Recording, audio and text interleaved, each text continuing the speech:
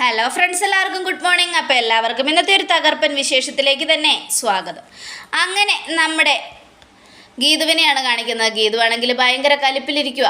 അപ്പോഴേക്കും ഗോവിന്ദ് അങ്ങോട്ട് അവിടെ കലിപ്പിൽ തന്നെ നിൽക്കുകയാണ്. അപ്പോൾ ഗോവിന്ദൻ്റെ ദേഷ്യം കണ്ടപ്പോൾ ഗീതു ഒന്ന് തണുത്തു. എന്ത് പറ്റി കണ്ണേട്ടാ? ഇപ്പോഴും അത് തന്നെ ആലോചിച്ചുകൊണ്ടിരിക്കുകയാണോ? അതെ ഗീതു, എനിക്ക് അവരോട് ക്ഷമിക്കാൻ കഴിയുന്നില്ല.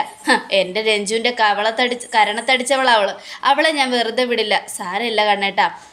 രഞ്ജുവിനെ ഞാൻ ഒരു വിധത്തിൽ പറഞ്ഞ് മരുന്നൊക്കെ കഴിപ്പിച്ചിട്ടുണ്ട്.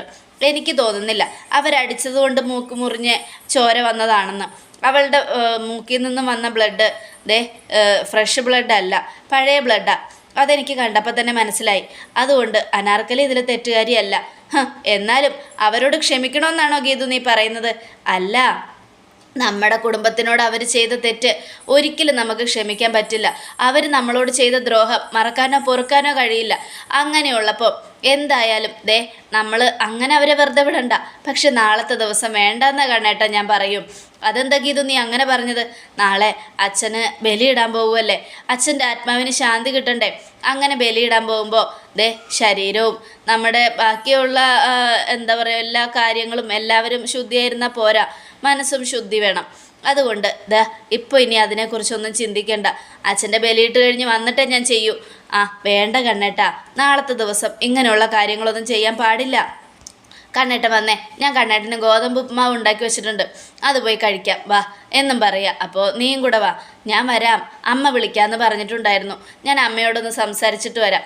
ആരുടെ അമ്മയാ? നിൻ്റെ അമ്മയോ നമ്മുടെ അമ്മയോ കണ്ണേട്ടാ എന്നും ഗീതു. അത് കേട്ടതും നമ്മുടെ ഗോവിന്ദ് അതെ, കണ്ണേട്ടനും കൂടി ഇരിക്കാൻ നമുക്ക് ഒരുമിച്ച് സംസാരിക്കാം. വേണ്ട ഗീതു, ഞാൻ പോയി ഉപ്മാവ് കഴിച്ചിട്ട് വരാം എന്നും പറഞ്ഞുകൊണ്ട് ഗോവിന്ദ് താഴേക്ക് പോവുക. ഈ സമയം പോ അധികം വൈകാതെ രണ്ടുപേരെയും ഞാൻ ഒരു തൊഴുത്തി പിടിച്ച് കെട്ടു എൻ്റെ കണ്ണേട്ടാ. ഈ സമയം വിജയലക്ഷ്മിയാണ് കാണിക്കുന്നത്. വിജയലക്ഷ്മി സത്യദാസ് പറഞ്ഞു പോയ കാര്യങ്ങളൊക്കെ ആലോചിച്ചുകൊണ്ടിരിക്കുക. ഈശ്വര, പേടിയാവുന്നു എന്നൊക്കെ ആലോചിച്ചുകൊണ്ടിരിക്കുമ്പോൾ ഗീതുവിൻ്റെ കോള് വരിക. അപ്പോൾ ഇനി സത്യദാസ് ആയിരിക്കുമോ വിളിക്കുന്നത്? രഞ്ജുവിൻ്റെ കാര്യങ്ങൾ എന്തെങ്കിലും ചോദിക്കാനായിരിക്കും എന്നൊക്കെ ചോദിച്ചുകൊണ്ട് എന്നൊക്കെ ആലോചിച്ചുകൊണ്ട് ഇങ്ങനെ ഇരിക്കുമ്പോൾ പെട്ടെന്ന് വിജയലക്ഷ്മി ഫോൺ എടുത്ത് തുറന്നു നോക്കിയപ്പോൾ അത് വേറെ ആരും ആയിരുന്നില്ല, ഗീതു ആയിരുന്നു. ഗീതു പറ മോളെ എന്നും വിജയലക്ഷ്മി. എന്താണ് പാട്ടുകാരി എന്നെ വിളിക്കാമെന്ന് പറഞ്ഞിട്ട് പിന്നെ വിളിക്കാതിരുന്നത്? ഏതെങ്കിലും കച്ചേരി അതിനിടയ്ക്ക് വന്ന് കയറിയോ? ഒന്നുമില്ല മോളെ, ഞാൻ നല്ല തിരക്കിലായിരുന്നു. എന്ത് തിരക്കാ? അല്ല, അനാർക്കലിയുടെ മോളെ പറ്റി ഞാൻ പറഞ്ഞിരുന്നല്ലോ. അനാർക്കലിക്കുള്ളത് മോളാണോ? അത് അമ്മയ്ക്കറിയാമല്ലേ? അത് അമ്മയ്ക്ക് എങ്ങനെ അറിയാം? അപ്പോൾ വിജയലക്ഷ്മി അത് ആലോചിക്കുക, എങ്ങനെ അറിയാമെന്ന് പറയണമെന്ന്. ഞാൻ ഇപ്പോഴാണ് ഓർത്തത്, അമ്മ അനാർക്കലിയും ഫ്രണ്ടായിരുന്നല്ലോ. അപ്പോൾ അമ്മയ്ക്ക് അറിയാതിരിക്കില്ലല്ലോ. ഞാൻ എന്തൊരു മണ്ടിയാ. അത് തന്നെ മോളെ, ഞങ്ങൾ നല്ല ഫ്രണ്ട്സ് ആയിരുന്നല്ലോ. അവളുടെ കുഞ്ഞ് വളരെ ചെറുപ്പത്തിലേ നഷ്ടപ്പെട്ടു പോയതാ മോളെ. ആ കുഞ്ഞൊരു പാവമായിരുന്നു. ആ കുഞ്ഞിനെ ഞാൻ ചെറുതിലൊക്കെ കണ്ടിട്ടുണ്ട്. പിന്നെ ആ കുഞ്ഞിനെ ഒന്നും ചെയ്യണ്ടെന്ന് ഗോവിന്ദനോട് പറയണം. അതിനു വേണ്ടിയാ ഞാൻ അപ്പോഴേ വിളിച്ചത്. കാരണം ആ കുഞ്ഞെന്ത് പഴിച്ചു? അതൊരു പാവം കുട്ടിയായിരില്ലേ? അതിനൊന്നും അറിയില്ലല്ലോ മോളെ. അവൾ ദുഷ്ടയാണെന്ന് പറഞ്ഞ് ആ കുഞ്ഞ് ഒരു തെറ്റും ചെയ്തിട്ടില്ലല്ലോ മോളെ. അതുകൊണ്ടാണ് ഞാൻ പറഞ്ഞത്. പക്ഷെ നിനക്കും അനാർക്കലിയുടെ മോളോട് ദേഷ്യമാണെന്ന് എനിക്ക് മനസ്സിലായി. ആ കുഞ്ഞിനെ നഷ്ടപ്പെട്ടത് എങ്ങനെയാണെന്നൊന്നും എനിക്കറിയില്ല. ഞാൻ അന്നേരം ഇവിടെ ഇല്ലായിരുന്നു, വേറെ സ്ഥലത്തായിരുന്നു, ബാംഗ്ലൂർ. അതുകൊണ്ട് അതിനെപ്പറ്റിയൊന്നും അന്വേഷിച്ചുമില്ല. ഇനിയിപ്പോൾ അതിനെക്കുറിച്ച് പറഞ്ഞിട്ട് കാര്യമില്ലല്ലോ. അതൊക്കെ അവിടെ നിൽക്കട്ടെ. അമ്മേ, ഞാനൊരു പ്രധാനപ്പെട്ട കാര്യം പറയാനാണ് വിളിച്ചത്. നാളെ അച്ഛന് ബലിയിടാൻ റിസോർട്ടിൻ്റെ ബാക്കിലുള്ള ബീച്ചിൽ ഞാനും കണ്ണേട്ടനും പോകുന്നുണ്ട്. അമ്മ അങ്ങോട്ട് വരുമോ? അമ്മയുടെ പരിപാടി എന്താ? ഞാനും നാളെ അമ്പലത്തിൽ വിഷ്ണു പൂജ പറഞ്ഞിട്ടുണ്ട് മോളെ. അതുകൊണ്ട് അത് കഴിക്കണം, എന്നാലേ മാധവേട്ടൻ്റെ ആത്മാവിന് ശാന്തി കിട്ടും. വർഷാവർഷം ചെയ്യുന്നതാ. അപ്പോൾ അമ്മയ്ക്കിത് നല്ല ഓർമ്മയുണ്ടോ? പിന്നെ ഞാൻ എങ്ങനെ മറക്കും മോളെ എൻ്റെ മാധവേട്ടൻ്റെ മരണ ദിവസം? അത് കേട്ടതും നമ്മുടെ ഗീതു പക്ഷെ രാധികാമ്മ മറന്നുപോയി. പ്രിയയുടെ ജന്മദിനവും അച്ഛൻ്റെ മരണ ദിവസവും ഒരേ ദിവസമാണെന്ന് രാധികാമ്മയ്ക്ക് ഓർമ്മയില്ലായിരുന്നു എന്നും ഗീതു പറയുക.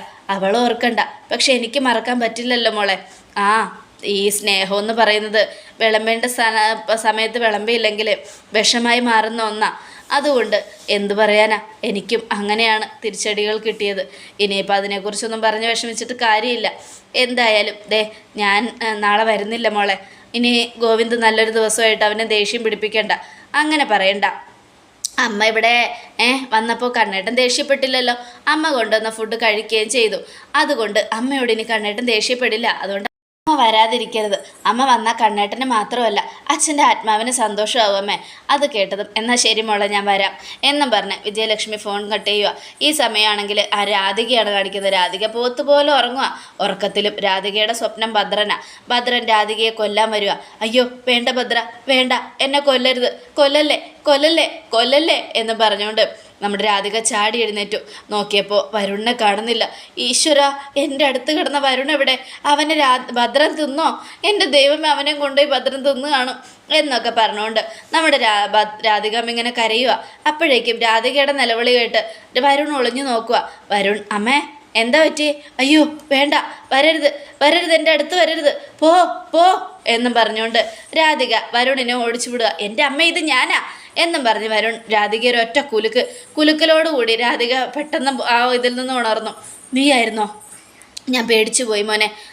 ഇങ്ങനെ പേടിച്ച അമ്മയുടെ കാര്യം പോക്ക. അമ്മ എന്തിനാ ഏത് നേരവും അയാളെക്കുറിച്ച് ചിന്തിച്ചുകൊണ്ട് കിടക്കുന്നേ? അത് പിന്നെ ഞാൻ ചിന്തിച്ചിട്ടൊന്നുമില്ലടാ. പിന്നെ സ്വപ്നത്തിലേക്ക് അവൻ വരുക, കണ്ണടച്ചാൽ മതി, അപ്പം അവൻ കയറി വരും എന്നും പറഞ്ഞുകൊണ്ട് നമ്മുടെ രാധിക ഇങ്ങനെ സങ്കടപ്പെട്ട് നിൽക്കുക. ഈ സമയമാണെങ്കിൽ വരുൺ നീ എന്താടാ ആലോചിക്കുന്നേ എന്നും വരുണിനോട് ചോദിക്കുകയാണ് രാധികമ്മ. ഞാനേ ഒരു കാര്യം ചെയ്യാൻ വേണ്ടി പോയതാ. എവിടെ പോയത്? അതെ, നമ്മൾ ഇവിടെ ഇരുന്ന് തിന്നും കുടിച്ചിരുന്ന ഗീതുവിൻ്റെ കുഞ്ഞ് പോകില്ല. അതുകൊണ്ട് അതിനു വേണ്ടി പ്രയത്നിക്കണം. ഞാനത് ചെയ്യാൻ വേണ്ടി പോയതാ. അല്ലടാ, ഗീതുവിൻ്റെ കുഞ്ഞ് മാത്രമല്ലേ പോകൂ? അത് അമ്മയോട് ഞാനിപ്പോൾ പറയുന്നില്ല. രേഖയുടെ കാര്യം നടന്നു കഴിയുമ്പോൾ ഞാൻ അമ്മയോട് പറയാം. അല്ലെങ്കിലേ സ്വന്തം പേരക്കുട്ടിയോടുള്ള സ്നേഹവും സിമ്പതിയും അമ്മക്കുണ്ടാവും. അതുകൊണ്ട് അത് വേണ്ട എന്നും പറഞ്ഞ് വരുൺ എങ്ങനെ ദേഷ്യപ്പെട്ടിരിക്കുക. കിടന്നുറങ്ങാൻ നോക്ക്. എന്തായാലും ആ കുഞ്ഞ് പോയി കഴിയുമ്പോൾ നമുക്ക് സന്തോഷത്തോടെ ഇരിക്കാം എന്നൊക്കെ പറയാണ്. പിന്നീട് കാണിക്കുന്നത് നേരം വെളുത്തതും നമ്മുടെ ഗീതു ആണെങ്കിൽ ഒരുങ്ങി വരും. അപ്പോൾ ഗോവിന്ദ്, എന്താ ഗീതു, നീ എന്തിനു നേരം വിളിക്ക് എഴുന്നേറ്റേ?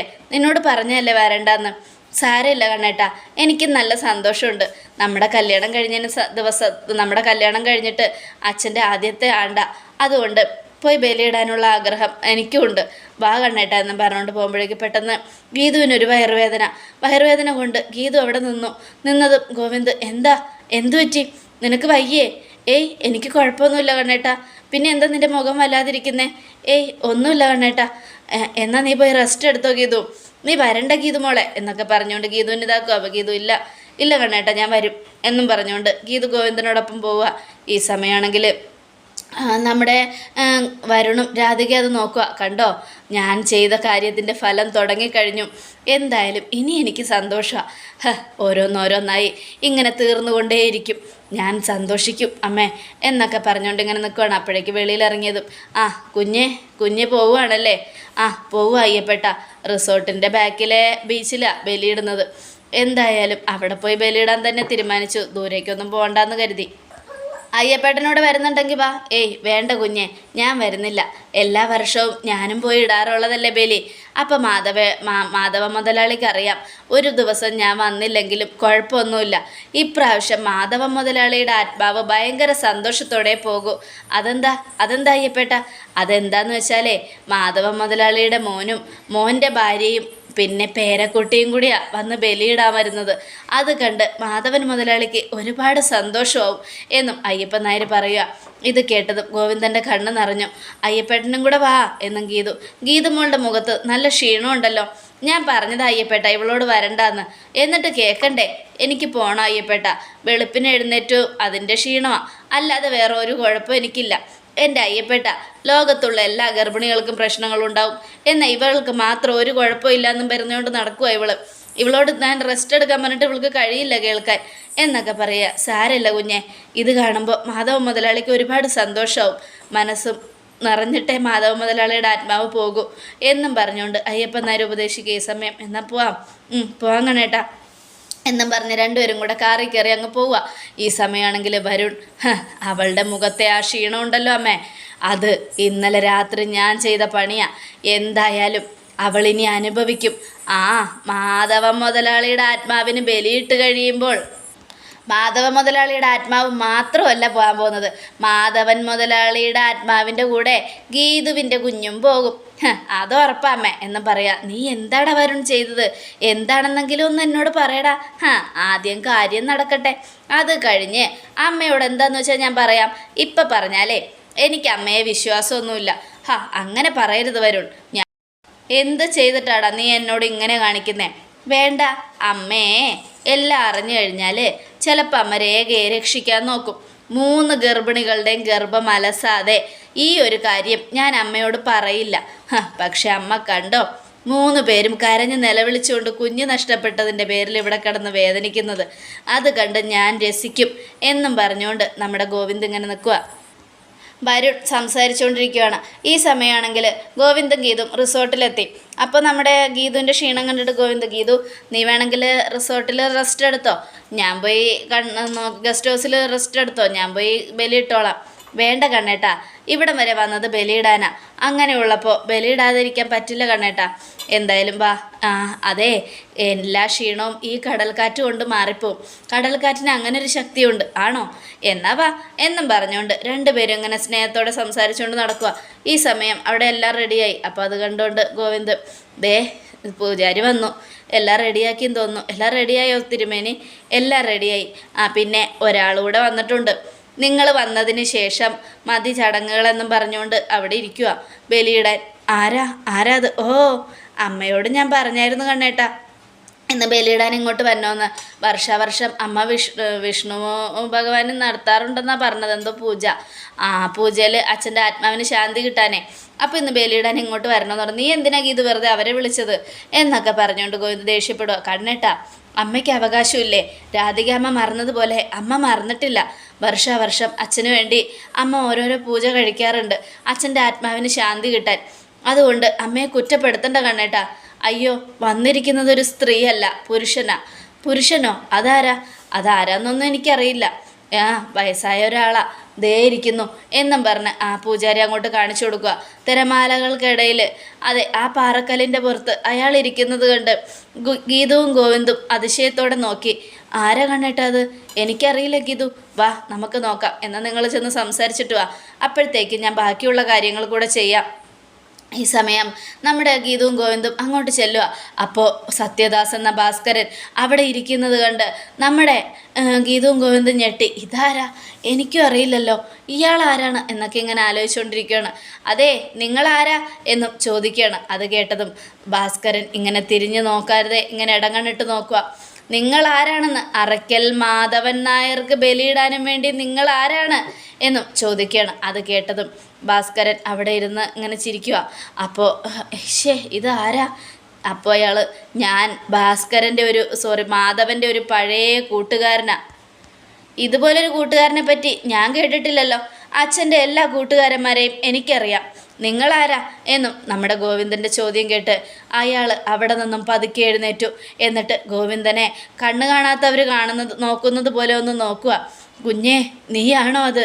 എൻ്റെ മാധവൻ്റെ കുഞ്ഞാണോ നീ ഗോവിന്ദല്ലേ എന്നും ചോദിക്കുകയാണ്. അപ്പോൾ ഗോവിന്ദ്, അതെ, ഞാൻ ഗോവിന്ദ് തന്നെയാണ്. നിന്നെ ഞാൻ വളരെ ചെറുപ്പത്തിൽ കണ്ടിട്ടുണ്ട് മോനെ, വളരെ ചെറുപ്പത്തിൽ. പക്ഷേ ഇപ്പോൾ എനിക്കങ്ങനെ അത്ര കാണാൻ പറ്റുന്നില്ല. എന്നാൽ നിങ്ങളെ ഞാൻ കണ്ടിട്ടില്ലല്ലോ എന്നും ഗോവിന്ദ്.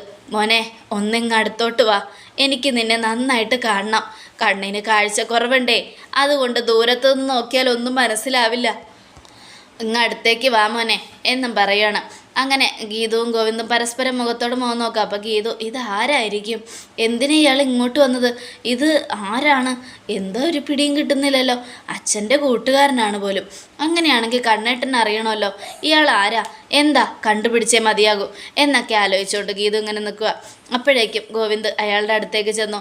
കണ്ണ് കാണാത്ത ആളെ പോലെ പരതി അയാൾ ആ സ്റ്റിക്കും കുത്തി പിടിച്ചുകൊണ്ട് ഗോവിന്ദൻ്റെ അടുത്തേക്ക് വരിക. പറ, നിങ്ങളാരാ? എൻ്റെ അച്ഛൻ്റെ കൂടെ നിങ്ങളെ ഞാൻ കണ്ടിട്ടുമില്ല, നിങ്ങളെപ്പറ്റി അച്ഛൻ പറഞ്ഞിട്ടുമില്ല. അങ്ങനെയുള്ളപ്പോൾ നിങ്ങൾ ആരാണെന്ന് എനിക്കറിയണം. ആരാ? എന്തിനാ വന്നത്? മാധവനെ ബലിയിടാൻ, എൻ്റെ മാധവന് ബലിയിടാൻ എന്നും പറഞ്ഞുകൊണ്ട് അയാളിങ്ങനെ സങ്കടപ്പെട്ടും ഒരു സാധുവിനെ പോലെ നിൽക്കുന്ന കണ്ടപ്പോൾ നമ്മുടെ ഗോവിന്ദൻ്റെ മനസ്സൊന്നും അലിയുക. പക്ഷെ ആരാണെന്നറിയില്ലല്ലോ. ആരാണെന്നറിഞ്ഞാലല്ലേ അച്ഛന് ബലിയിടാൻ സമ്മതിക്കാൻ പറ്റൂ. അപ്പോൾ ഭാസ്കരൻ അടുത്തേക്ക് വന്നു. അടുത്തേക്ക് വന്നതിന് ശേഷം ഗോവിന്ദനെ ഇങ്ങനെ ഒന്ന് ആ കൂളിംഗ് ഗ്ലാസ്സിലൂടെ നോക്കുക. അതിനുശേഷം അയാളുടെ ആ ഒരു ചിരി അത് കണ്ടതും ഗോവിന്ദും ഗീതുവും ഞെട്ടുകയാണ്. അതോടുകൂടെ എപ്പിസോഡ് അവസാനിക്കുകയാണ്. അതേ പ്രേക്ഷകരെ വന്നത് ആ ഗോവിന്ദൻ്റെയും മാധവൻ നായരുടെയും വിജയലക്ഷ്മിയുടെയും ശത്രുവാണ് എന്ന് തിരിച്ചറിയാതെ മാധവൻ്റെ കൂട്ടുകാരനാണെന്നും പറഞ്ഞ് അയാളുടെ വരവ് എന്തിനാണെന്നറിയാൻ തീർച്ചയായിട്ടും നാളത്തെ എപ്പിസോഡിനായി കാത്തിരിക്കുക. എല്ലാവർക്കും ഒരിക്കൽ കൂടെ നല്ലൊരു ശുഭദിനം തന്നെ ആയിക്കോട്ടെ.